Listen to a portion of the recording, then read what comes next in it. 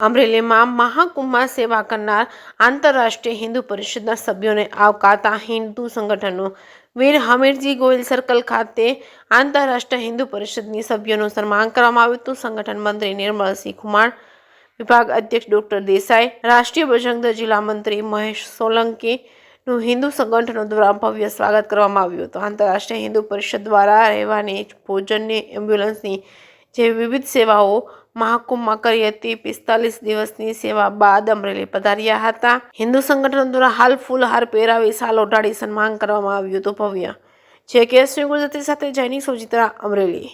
જય શ્રી રામ।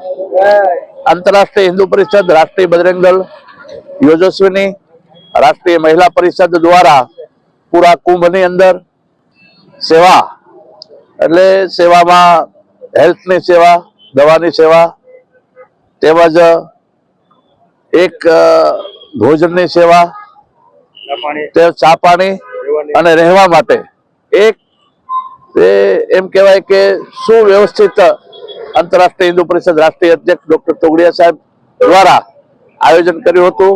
એમાં અમારા પ્રાંત અધ્યક્ષ ડોક્ટર ગજરાજ સાહેબ, અમારા વિભાગ અધ્યક્ષ શ્રી ડોક્ટર દેસાઈ સાહેબે પણ 45 દિવસ સેવા આપી।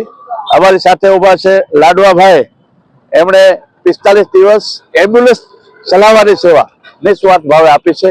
હું પણ 45 દિવસ ત્યાં હતો। મારું નામ નિર્મલભાઈ કુમાર, સૌરાષ્ટ્ર પ્રાંત સંગઠન મહામંત્રી।